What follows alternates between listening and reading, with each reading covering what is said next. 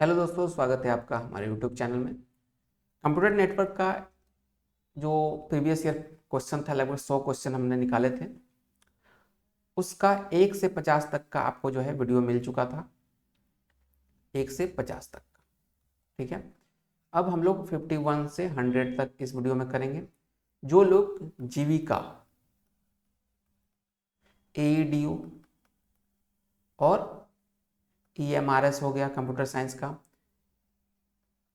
LT grade का है, उनका जो एकदम मिशन मोड वाला जो वीडियो चाहिए आपको, तो आप लोग चैनल से जुड़ जाइए। 1 तारीख से ये सारी चीज़ें आपके चैनल पे देखने को मिलेगा और साथ साथ हम ऐप पे भी इसके जो इंपॉर्टेंट चीज़ें होंगी वो लॉन्च करेंगे। तो चलिए वीडियो की शुरुआत करते हैं। उससे पहले चैनल पे नए हैं तो चैनल को सब्सक्राइब, वीडियो को लाइक कर दीजिए। साथ साथ एक चीज़ और, जिनके पास अभी टाइम नहीं है स्टेट के लिए, मान लीजिए 3 तारीख को पेपर है, तो पूरा वीडियो देखने की उसको जरूरत नहीं, पीडीएफ निकाल लीजिए। मोबाइल में आपका टेलीग्राम ग्रुप पे पीडीएफ मिल जाएगा, प्रिंट भी नहीं कराना, पीडीएफ से पढ़ लीजिए 100 क्वेश्चन।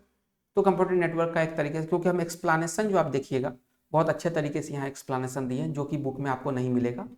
ठीक है, हिंदी में भी दे दिए हैं, कुछ कुछ मेन मेन टर्म जो है वो इंग्लिश में भी दे दिए हैं, तो इस चीज़ का ध्यान रखिएगा। तो पीडीएफ से भी आप पढ़ के टाइम को बचा सकते हैं।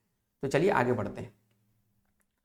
51 क्वेश्चन है, विच of the following is an example of guided transmission medium.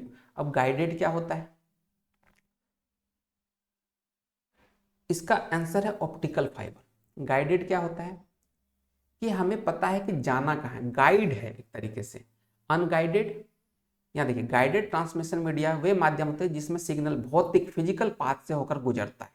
ठीक है, और अनगाइडेड क्या होता है, जैसे रेडियो वेव हो गया, माइक्रो, बिना किसी भौतिक माध्यम के आपका पहुंचता है लोगों तक, ये अनगाइडेड मीडिया है। मतलब कि वो कहाँ जाएगा, किस लोकेशन पर जाएगा, ये पता नहीं है। मान लीजिए आपका रेडियो आज के डेट में यहाँ पे है या टेलीविजन यहाँ, इसको उठा के आप 2 किलोमीटर दूर रखिएगा, वहां भी चला जाएगा। अनगाइड है, जहां आप घुमाना चाहते हैं वहां घुमा। लेकिन फिजिकल पाथ वाला जो ट्रांसमिशन मीडिया है, ये जो वायर के थ्रू आता है, वो गाइडेड है एक तरीके से। वो तो आपके लोकेशन बेस के अकॉर्डिंग ही होगा। जैसे ऑप्टिकल फाइबर, अगर आपने किसी का कनेक्शन लिया है इस घर पे, 1 महीने बाद आप उस घर को छोड़ के जाते हो, तो आपको ये जो कनेक्शन है इसको फिर आप नए लोकेशन पे चेंज कराना होगा। ऐसा नहीं कि वहां गए तो वहां कनेक्शन बैठ जाएगा, नहीं होगा। ये गाइडेड होता है, फिजिकल पाथ फॉलो करता है। ये कौन सा है भाई, ऑप्टिकल फाइबर। रेडियो वेव नहीं भाई, अनगाइडेड है। माइक्रोवेव अनगाइडेड है, तो आपका हो जाएगा ऑप्टिकल फाइबर। आजकल वो भी चल रहा है, जियो एयरटेल सब ने फाइबर लॉन्च कर दिया है, तो आप लोग चीजें कर सकते हैं। चलिए, the layer which is responsible for process to process delivery. Process to process delivery के लिए कौन सा लेयर है, ये है ट्रांसपोर्ट लेयर, जो कि लेयर नंबर 7 लेयर होते हैं ओएसआई मॉडल में। ठीक है, इसमें से चौथा लेयर है ये। का मुख्य कार्य क्या होता है, प्रोसेस टू प्रोसेस डिलीवरी। यह layer end to end communication, flow control, error control और सेगमेंटेशन संभालती है। इसका एग्जाम प्रोटोकॉल कौन सा है, TCP, transmission control protocol, UDP, user diagram protocol. In OSI model which layer is responsible for routing and logical addressing. ये होता है हमारा नेटवर्क लेयर में। ठीक है, नेटवर्क लेयर कौन सा लेयर है, 3 नंबर का लेयर है। का मुख्य कार्य क्या होता है, डेटा पैकेट्स को एक नेटवर्क से दूसरे नेटवर्क तक भेजना। यह राउटिंग, मार्ग निर्धारण और लॉजिकल एड्रेसिंग यानी आईपी एड्रेस दोनों के लिए जिम्मेदार होती है। एग्जाम्पल भी दे रखा है, पढ़िएगा। विच layer is responsible for error detection and connection. ये होता है डेटा लिंक लेयर, जो कि लेयर नंबर 2 है। ट्रांसमिशन के दौरान उत्पन्न एरर को पता लगाने और सुधार करने के लिए जिम्मेदार होता है। यह फ्रेम सिंक्रोनाइजेशन, फ्लो कंट्रोल और एरर कंट्रोल को संभालती है। ठीक है, in OSI model which layer is responsible for encryption and decryption of data. ये होता है प्रेजेंटेशन लेयर, जो कि लेयर नंबर 6 है।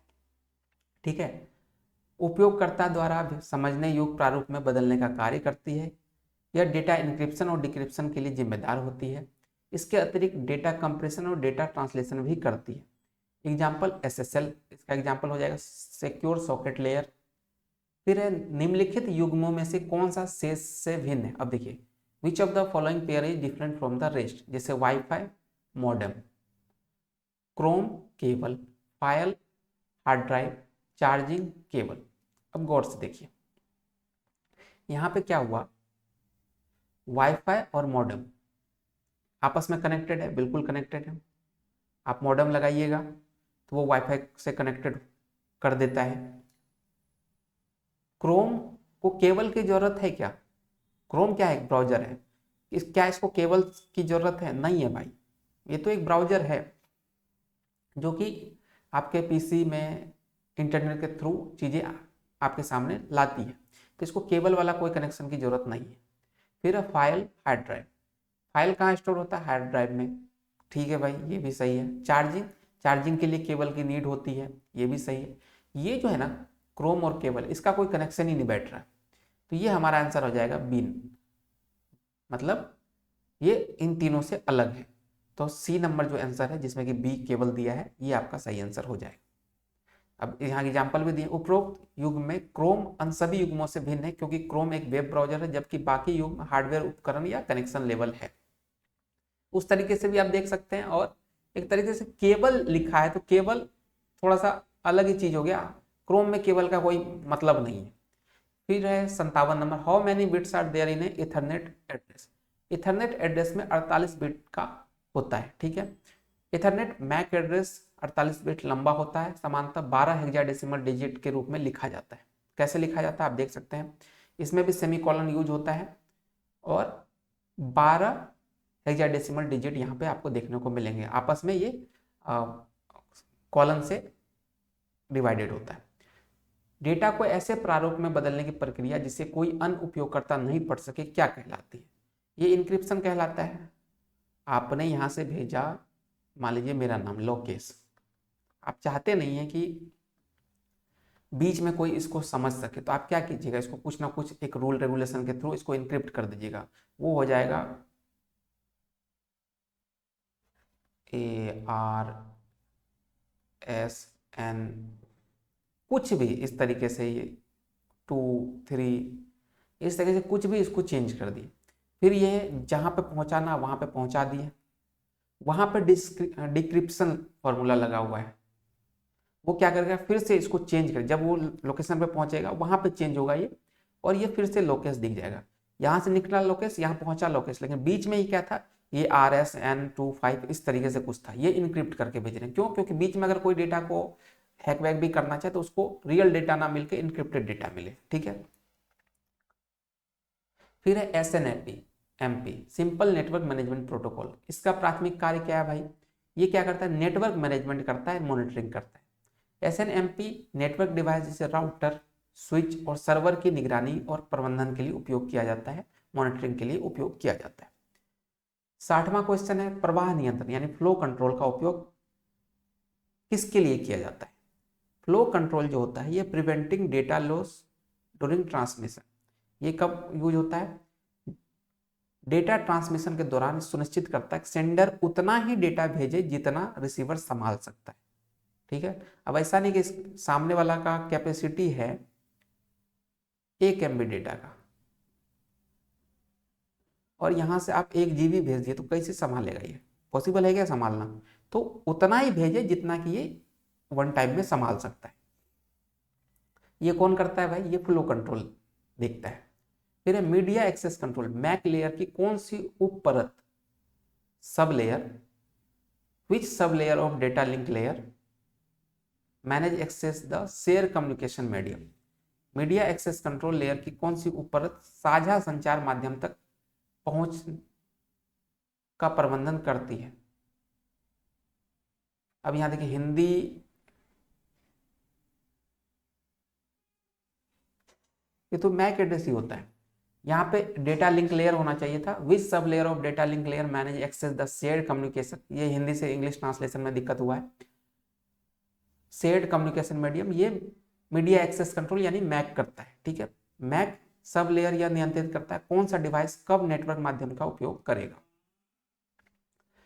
फायरवॉल का मुख्य उद्देश्य क्या है? What is the main purpose of firewall? वही चीज फिर से आ गया कि protect network bye filtering traffic, कि अनऑथराइज एक्सेस ना हो जाए, ठीक है। तो ये कहाँ पे भाई? सी नंबर में है, कई बार आ चुका है ये क्वेश्चन, तो ये सब चीज मेन टॉपिक है, इसको रट्टा मार लीजिएगा ये। फिर एक कंटेंशन बेस्ड मैक प्रोटोकॉल, समानता कहाँ उपयोग किया जाता है? ये उपयोग किया जाता है इथरनेट नेटवर्क में। इथरनेट नेटवर्क में CSMA या CD, carrier sense multiple access with collision detection का उपयोग होता है। These protocol check network availability before sending data in avoid collision. फिर है UDP, ये होता है यूजर डायग्राम प्रोटोकॉल के लिए जाना जाता है। UDP के लिए जाना जाता है, किसके लिए? ये होता है लो ओवरहेड एंड फास्ट ट्रांसफर। मतलब UDP एक कनेक्शन लेस प्रोटोकॉल है जो बिना कंफर्मेशन के डेटा भेजता है। इससे क्या होता है, फास्ट हो जाता है ये। बाकी में क्या होता है कि पहले कंफर्मेशन आएगा कि डेटा पहुंच गया तो फिर दूसरा भेजेंगे, यहाँ नहीं है, कनेक्शन लेस है, बिना कंफर्मेशन के ही डेटा भेजता रहता है। ये कहाँ यूज होता है? स्ट्रीमिंग के लिए यूज होता है। अगर स्ट्रीमिंग में हम लोग जो है क्या बोलते हैं, कंफर्मेशन का वेट करते रह जाएं तो वहां पे डेटा टाइम टू टाइम पहुंचेगा ना, फिर आपका जो स्ट्रीमिंग है वो बफरिंग करेगा, एक डेटा के बाद दूसरा डेटा आ रहा है। कौन सा प्रोटोकॉल कनेक्शन रहित और वितरण की गारंटी नहीं देता? ये फिर वही से UDP, अभी पीछे वाला क्वेश्चन में यही चीज तो बात की है। UDP है जो कि कनेक्शन लेस होता है और गारंटी नहीं देता है कि आपका डेटा पहुंचा कि नहीं पहुंचा। फिर है सॉकेट, सिक्योर सॉकेट ले। SSL क्या करता है? SSL जो है एक प्राइवेट कनेक्शन बनाता है, create a secure private connection है, इनक्रिप्ट करता है डेटा को और send data over the internet, internet के ओवर डेटा भेजता है। तीनों चीज करता है, इसलिए हमारा ऑल ऑफ द अबव हो जाएगा। और जब ऐसे तो नॉर्मली क्या होता है, HTTP होता है हमारा, लेकिन SSL लगते ही ये क्या हो जाता है, HTTPS हो जाता है। मीडिया एक्सेस कंट्रोल, फिर वही से मैक में निम्नलिखित में से किसका उपयोग नहीं किया जाता है? जैसे ऑप्शन देखिए, इथरनेट करते हैं भैया, डिजिटल सब्सक्राइबर लाइन नहीं करते, ये टेलीफोन के लिए यूज होता है, ठीक है। फाइबर डिस्ट्रीब्यूटेड डेटा इंटरफेस होता है, तो हमारा आंसर हो जाएगा digital subscriber line.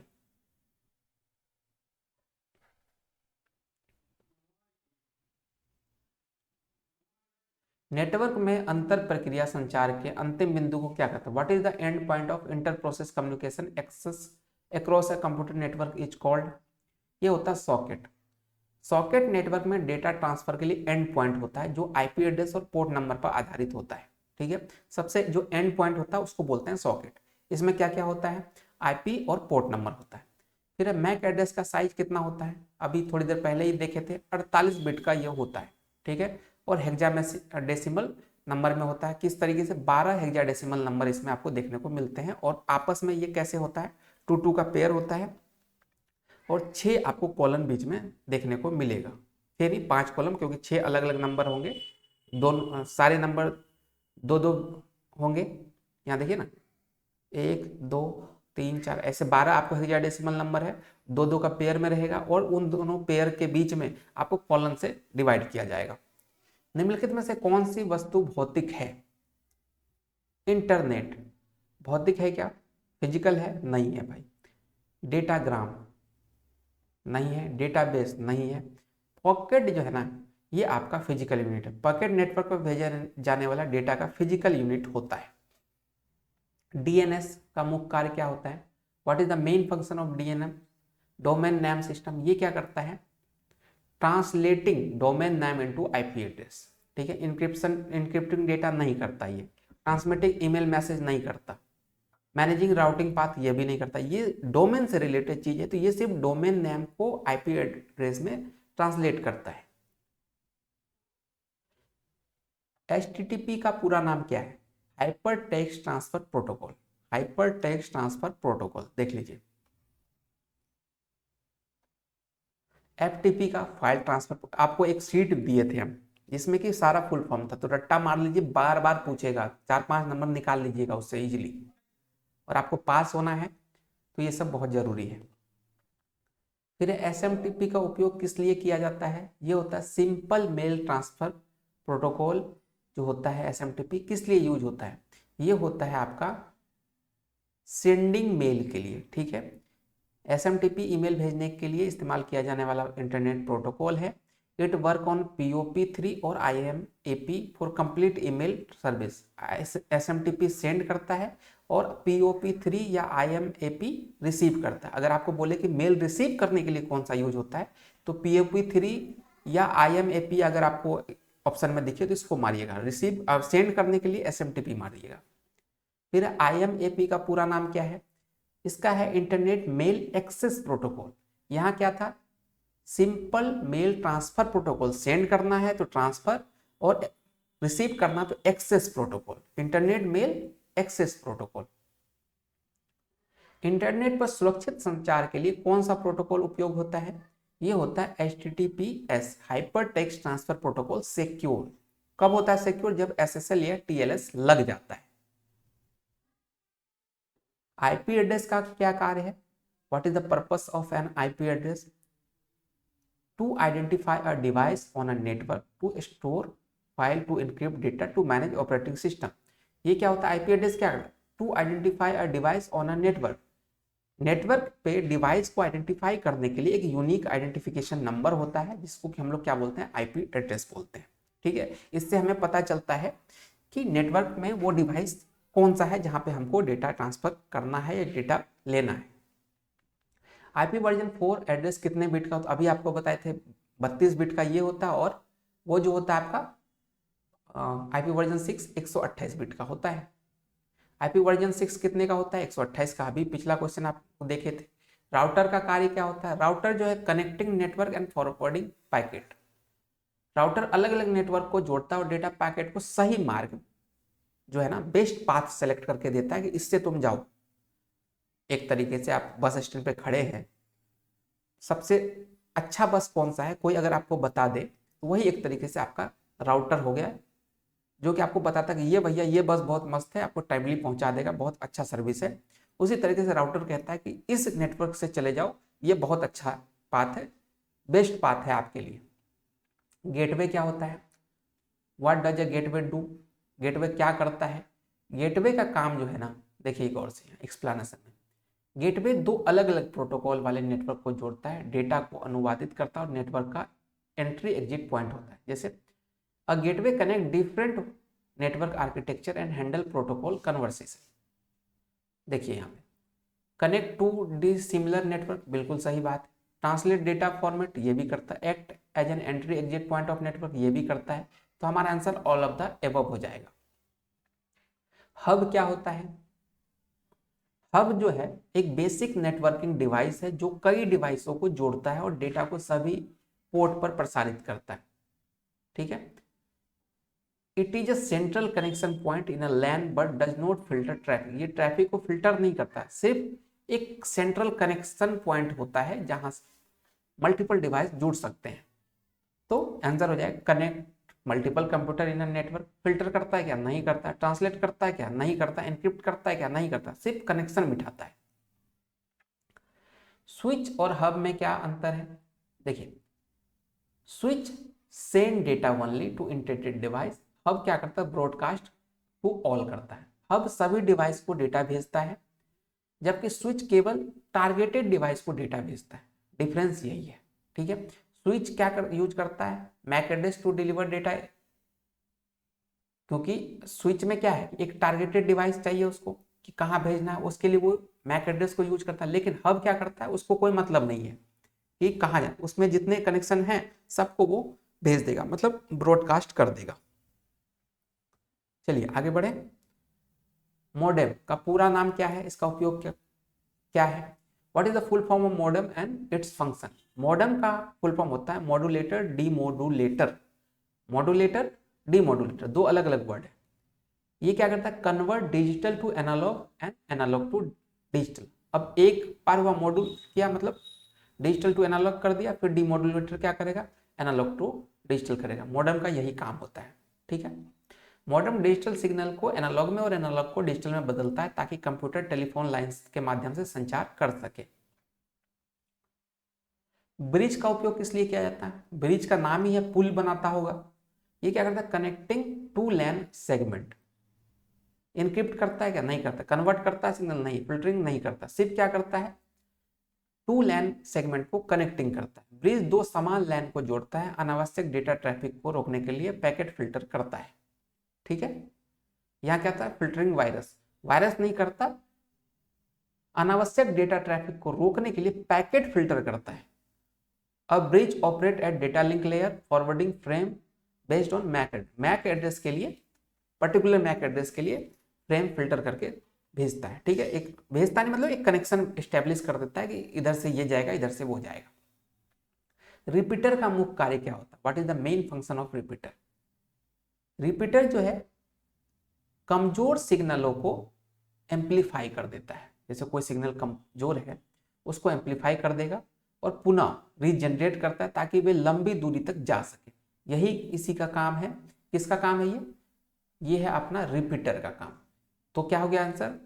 Strain and regenerate weak signal. Network interface card NIC का उपयोग क्या होता है? ये क्या करता है? To connect a network to a computer या to connect a computer to a network. NIC network cable या वाईफाई के माध्यम से कंप्यूटर को नेटवर्क से जोड़ता है। NIC provide the physical interface for communication over LAN और इंटरनेट। पिंग कमांड का उपयोग किसके लिए किया जाता है? Check network connectivity. अब इसका पिंग आईसीएमपी प्रोटोकॉल का उपयोग करके यह जांचता है कि दो डिवाइसों के बीच कनेक्शन सक्रिय है या नहीं, ठीक है। It measure round trip time and check if a host is reachable और नॉट। ओएसआई मॉडल में कितनी लेयर होती है? एकदम रट्टा मार कर रखिए, 7 लेयर होता है भाई ओएसआई में। कौन कौन से है वो देख लीजिए। फिजिकल है, data link layer, network layer, transport layer, session layer, presentation और एप्लीकेशन लेयर। और हर लेयर का एक स्पेसिफिक कम्युनिकेशन टास्क होता है। टीसीपी आईपी मॉडल में कितनी लेयर होती है? 4 लेयर होती है, ठीक है। कौन कौन सी लेयर है वो देख लीजिए। नेटवर्क एक्सेस, इंटरनेट, ट्रांसपोर्ट और application.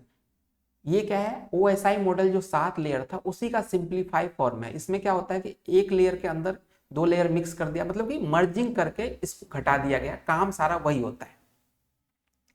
FTP stand for file transfer protocol, कई बार पढ़ा चुके हैं। ये क्या करता है? ये नेटवर्क प्रोटोकॉल है जिसका उपयोग एक कंप्यूटर से दूसरे कंप्यूटर में इंटरनेट के माध्यम से फाइल भेजने और प्राप्त करने के लिए किया जाता है। पोर्ट नंबर देखिए, एफटीपी क्लाइंट सर्वर मॉडल पर कार्य करता है। इसमें 2 पोर्ट होते हैं, पोर्ट 20 डेटा ट्रांसफर और पोर्ट 21 कंट्रोल कनेक्शन के लिए। SMTP is primarily use for, फिर वही चीज एसएमटीपी क्या काम करता है? सेंडिंग ईमेल करता है। और आईएमओपी या पीओपी आपको दिख जाए, पीओपी 3 ऐसे था ना कुछ, तो वो क्या होगा? रिसीव मेल के लिए होगा।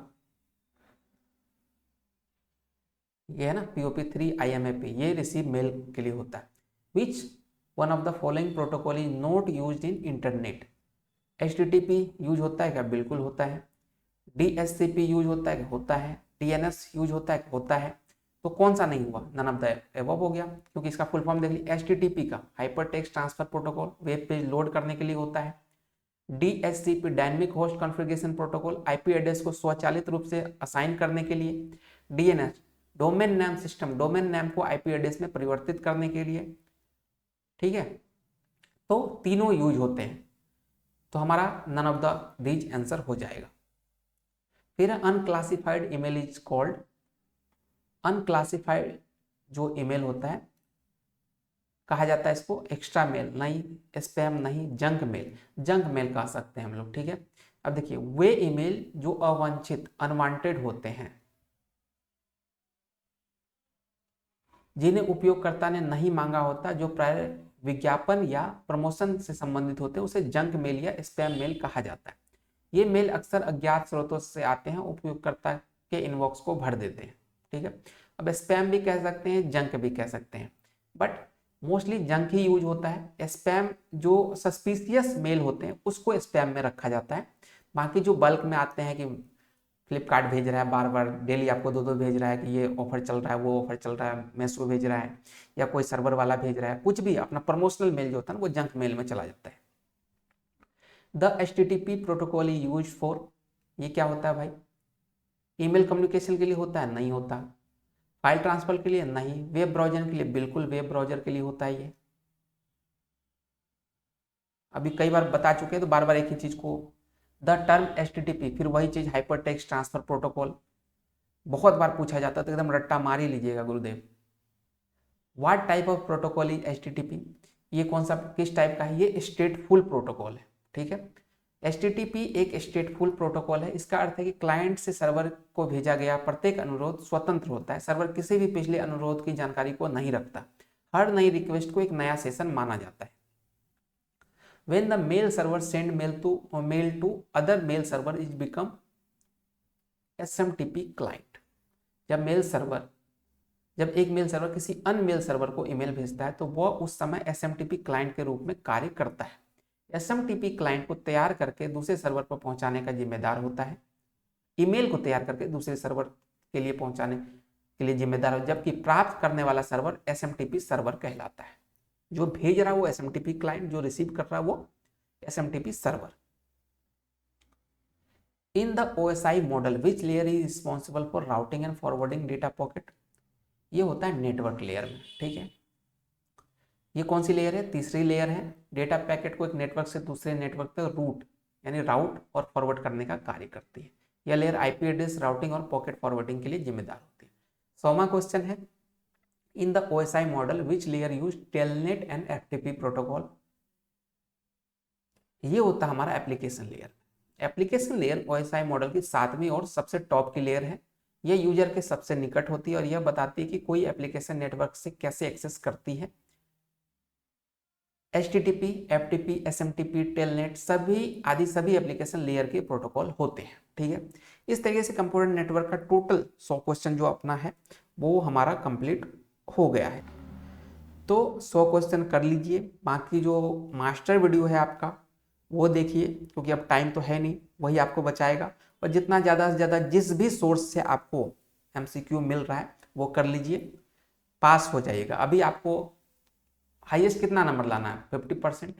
और मेरा ये है कि अगर आप थ्योरी पढ़ लिए हैं और कुछ MCQ कर लिए हैं, इतना अगर आप डेडिकेशन दिखाए हैं, ठीक है, मेरा सारा मास्टर वीडियो देख लिए हैं और जो हम एक्स्ट्रा चीज़ें दिए हैं वो सब भी पढ़ लिए हैं, कुछ अलग अलग सोर्स से PYQ कर लिए हैं, तो 100% है कि 60-65% आपको बन जाएगा। क्योंकि 50 नंबर वाला जो है उसमें से हम मानते हैं कि आप 25-30 नंबर वहाँ से उठा लीजिएगा, तो पास होने से कोई भी आपको नहीं रोक सकता।